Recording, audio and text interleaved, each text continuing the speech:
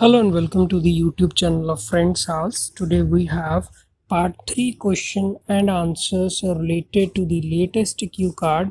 Talk about a plant popular in your area. Okay, let us start with the question. First question is farming more or less popular nowadays compared to the past? तो ये जो किसानी का कित्ता है जो farming करते हैं वो ज़्यादा पॉपुलर है कि कम पॉपुलर है पास से कंपेयर करें तो Y do you think that is the case? तो ऐसा क्यों है? आंसर देखेंगे. Well, farming has gained popularity in recent decades. तो पिछले कुछ सालों में फार्मिंग है जो वो मशहूर हो गई है. The recent developments in the field of agriculture. तो जो अभी थोड़ा समय पहले ही एग्रीकल्चर की फील्ड में जो तरक्की हुई है, डेवलपमेंट हुई है, and the ever increasing demand for agricultural produce. तो जो भी क्रॉप जो किसान प्रोड्यूस करते हैं तो हम उसको बोलते हैं एग्रीकल्चरल प्रोड्यूस.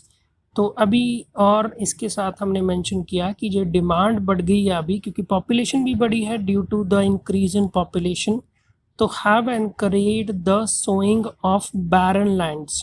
तो इसने तो जो जगह खाली पड़ी थी उसको भी उसकी बिजाई के लिए भी हमें मजबूर कर दिया ताकि हम जो हमारी डिमांड है उसको पूरा कर सकें.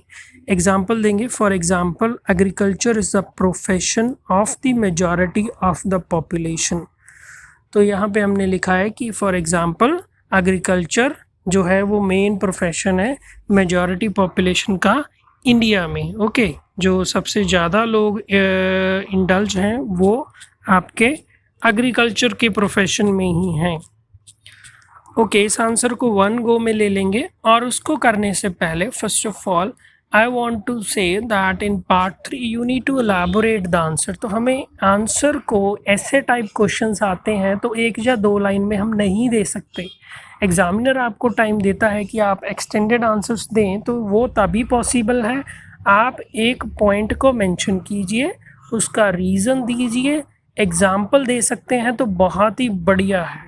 तो यहाँ पे हम क्वेश्चन देखेंगे. Is farming more or less popular nowadays compare to the past? Why do you think that is the case? Well, farming has gained popularity in recent decades. The recent developments in the field of agriculture and the ever-increasing demand for agricultural produce due to the increase in population have encouraged the sowing of barren lands. For example, agriculture is a profession of the majority of the population in India. Next, second question we have. How were the farmers considered in the past in your community? तो आपकी society में पिछले समय में farmers को कैसा समझा जाता था, कैसा ट्रीट किया जाता था? वेल, अभी नेचुरल वे है स्टार्ट करने के लिए आपका answer according to my grandfather. तो ये भी रियल लाइफ एग्जांपल ही हो गया. मेरे दादाजी के अनुसार हु वाज अ फार्मर, जो खुद एक किसान थे, दे वर वेल रिस्पेक्टेड. तो पास्ट में वर यूज़ किया है, प्लूरल है, तो उन वेल रिस्पेक्टेड मतलब उनकी बहुत ही ज़्यादा इज्जत होती थी eight that time. Very important, हम पॉइंट आउट कर रहे हैं, आपका पास्ट का कनेक्टर है, इसको हम आप नोट कर लीजिए. At that time there was no MSP, that is minimum selling price. तो उस समय में कोई MSP तो होती नहीं थी. So they were paid on the basis of demand for their produce. तो जितनी उनकी डिमांड ज़्यादा उनका रेट उतना ज़्यादा उनकी प्रोड्यूस का, जो भी वो क्रॉप बीजते थे, कटाई करते थे, मंडी में बेचते थे. They lived a decent life, उनकी बढ़िया लाइफ होती थी, ना ही तो ज़्यादा अल्ट्रा मॉडर्न हाई फाई, ना ही कोई वो गरीब भी नहीं थे. And use to work really hard in the fields. Use to मतलब वो किया करते थे, क्या किया करते थे, बहुत ही ज़्यादा सख्त मेहनत किया करते थे खेतों में. खेतों को हम बोलते हैं fields. As there was no agriculture machines in those days. उन दिनों में एग्रीकल्चर की मशीन्स तो होती नहीं थी, जैसे रीपर हो गया आपका और बाकी सारी मशीन्स. इस आंसर को ले लेंगे. How were the farmers considered in past in your community? Well, according to my grandfather who was a farmer, they were well respected. At that time, there was no MSP, that is minimum selling price. so they were paid on the basis of demand for their produce. They lived a decent life and used to work really hard in the fields as there were no agriculture machines in those days. Next we have what are some of the advantages of farming. अभी फ़ायदे पूछे गए हैं farming के। Well if you go by my way, very important. Well तो आपका natural way है ही answer को स्टार्ट करने का। अगर हमें बोलना हो in my opinion, in my view, तो हम थोड़ा इनफॉर्मल वे में बोल सकते हैं कि if you go by my way, अगर आप मेरे अनुसार चले तो, मेरी सुने तो, there are 3 main pros to farming. Very important. Pros होता है बेनिफिट्स, तो हमने बोला कि 3 मेन फ़ायदे हैं। Firstly, one can eat healthy food by going for organic crops. तो अगर कोई ऑर्गेनिक क्रॉप्स बीज रहा है तो वो हेल्दी रह सकता है क्योंकि उसमें टॉक्सिसिटी का तो कम होती है। Secondly, one can earn a decent livelihood while working in the open air in the lap of mother nature. दूसरा फ़ायदा ये है कि आप अच्छा खासा कमा सकते हैं और साथ ही साथ खुली हवा में, नेचर में काम करके। Finally, it is an act of feeding the world. आगे हमने मेंशन कर दिया, finally it is an act of feeding the world. तो एक ऐसा काम है जिसमें हम दुनिया का पेट भर रहे हैं। And fighting calamities like famine. तो देखिए, अगर भुखमरी को फेमाइन बोलते हैं, तो अगर फूड नहीं होगा तो भुखमरी बढ़ेगी। तो किसान नो डाउट दुनिया का पेट भरते हैं और हमें ये नेचुरल डिज़ास्टर, लाइक जैसे नेचुरल डिज़ास्टर तो नहीं बोलेंगे, भुखमरी से बचाते हैं। Next, what are some of the disadvantages of farming. तो कुछ नुकसान होंगे। एट द सेम टाइम, अभी हम फ़ायदे बोल के चुके हैं तो हम बोल सकते हैं कि साथ ही साथ at the same time there are certain drawbacks as well. तो फ़ायदे के साथ नुकसान भी हैं। It is not uncommon. Okay, not uncommon, I am again repeating, it is double negative, तो इसका बहुत ही ज़्यादा बेनिफिट होता है। Not uncommon equal to common, but not और अन एक दूसरे को कैंसिल कर रहे हैं, तो हम बोल तो यही रहे हैं कि ये एक आम बात है। Well, it is not uncommon to read in the newspaper the damage to crops due to heavy rain। तो नॉर्मली न्यूज़पेपर में आता है कि बहुत ज़्यादा बारिश होने के कारण और shortage of water for irrigation, या फिर वो जो सिंचाई करते हैं, जो हम खेतों को पानी देते हैं, उसको इंग्लिश में इरिगेशन बोलते हैं, तो उसकी पानी की शॉर्टेज आ जाती है। विच इज़ रेयरली मतलब बहुत ही कम। ऑफ्टन वर्ड का एंटोनियम है आपका रेयर। कंपनसेटेड बाय गवर्नमेंट, जिसका मुआवजा गवर्नमेंट कम ही देती है। हेंस, अभी हेंस हम कंक्लूड कर रहे हैं, the revenue from a crop is uncertain for farmers and depends on several factors.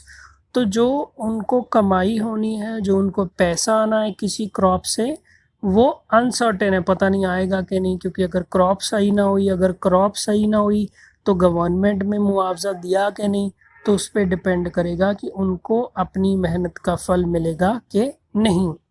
What are some of the disadvantages of farming? At the same time, there are certain drawbacks as well. It is not uncommon to read in the newspaper the damage to crops due to heavy rain or a shortage of water for irrigation, which is rarely compensated by the government. Hence, the revenue from a crop is uncertain for farmers and depends on several factors. Now we have next question. How has modern technology influenced farming in your community? तो ये जो modern technology, अभी जो technology agriculture से related आ गई है, तो उसने फार्मिंग के कैसे इफ़ेक्ट डाला है? Well, I can vouch for the fact that, very important, I stress on it. तो वाउच का मतलब होता है गारंटी देना। अगर आप किसी चीज़ को पूरे दावे से कह सकते हैं तो नेचुरल वे है, इनफॉर्मल वे है कहने का इंग्लिश में। Well, I can vouch for the fact that farming has undergone a sea change. Very important again, undergo a sea change means idiom है, बहुत ही ज़्यादा बदलाव आ चुका है since the introduction and development of modern technology. तो जैसे ही नई टेक्नोलॉजी आई है और उसमें विकसितीकरण हुआ है, very important chunk of vocabulary, introduction and development of modern technology. Next line, now the harvest is higher. तो अभी जो यील्ड है, जो झाड़ है, वो भी ज़्यादा होता है। फार्मर्स इनकम हैज़ इंक्रीज, तो जो किसान है उनकी कमाई भी बढ़ गई है। And crops are insured against damages, तो जो क्रॉप्स हैं, जो फसल हैं, उनका भी मुआवजा मिल जाता है क्योंकि उनका इंश्योरेंस है अभी। Overall farming is now an easy and profitable business. तो हमने यहाँ पे फिर से कंक्लूड कर दिया कि अभी जो अगर आप किसान हैं, खेती करते हैं, तो वो आसान भी हो गई है क्योंकि मशीन्स आ गई हैं, और फ़ायदेमंद भी हैं क्योंकि आप प्रोटेक्टेड हैं फाइनेंशियली। अगेन क्वेश्चन को ले लेंगे, how has modern technology influenced farming in your community? Well, I can vouch for the fact that farming has undergone a sea change since the introduction and development of modern technology. Now, the harvest is higher, farmers' income has increased, and crops are insured against damages. Overall, farming is now an easy and profitable business. Finally, we have the last question of this part 3. In what ways do you think farming practices will change in the future? Okay, before continuing, आप कुछ सीख रहे हैं, आपको value मिल रही है, तो like button को प्रेस कर दीजिए और सब्सक्राइब को भी क्लिक कर दीजिए। Well, the future is always unpredictable. Okay, मैं स्टूडेंट्स को सजेस्ट करता हूँ कि जब भी आप फ्यूचर की बात करें, बिकॉज फ्यूचर का हमें कुछ पक्के तौर पे पता नहीं है, तो हम ऐसे ही बोल सकते हैं कि फ्यूचर में तो कुछ भी हो सकता है, तो उसको हम बोलते हैं well the future is always unpredictable. From the latest trends in the field of farming technology, तो जो चेंजेस आ रही हैं, जो ट्रेंड्स बन रहे हैं, उससे हम कह सकते हैं इट कैन बी प्रेडिक्टेड। तो प्रिडिक्ट का मीनिंग होता है भविष्यवाणी करनी, एक एस्टीमेट देना। जैसे कि जो पंडित करते हैं वो एक प्रिडिक्शन होती है कि ये हो सकता है, ये हो सकता है, वो ऐसा नहीं बोलते कि ये होगा। It can be predicted that a major revolution is about to take place in the newer future. तो ये कहा जा सकता है कि एक बहुत ही बड़ा बदलाव आने वाला है फ्यूचर में। In the future most farming would be automated. Very important, इस वर्ड को आप नोट कर लीजिए, राइटिंग में भी हेल्पफुल रहता है। ऑटोमेटेड मतलब जो खुद चले, जिसको ह्यूमन इंटरफेरेंस, ह्यूमन हेल्प की ज़रूरत ना पड़े, जैसे कि रोबोट ऑटोमेटेड ह्यूमनॉइड चलते हैं। यूजिंग अ जीपीएस सिस्टम, तो जीपीएस ट्रैकिंग सिस्टम होता है, आपकी लोकेशन को बताता है। And farmers could control everything at the touch of a button. Very important, at the touch of a button is an idiom. इसका मतलब है कि बस एक बटन दबा के कुछ ही समय में, बिल्कुल भी समय ना लगाते हुए। In addition the introduction of GMOs, तो अभी GMOs आ गए हैं, मतलब genetically modified crops, would mean higher yields while lowering the without lowering the water table. तो जो जेनेटिकली मॉडिफाइड क्रॉप्स आ गए हैं, तो उनसे हम ये उम्मीद कर सकते हैं कि झाड़ तो ज़्यादा होगी बट पानी भी कम लेंगे, तो हम बोलते हैं without lowering the water table. Don't forget to like, subscribe and share friends also.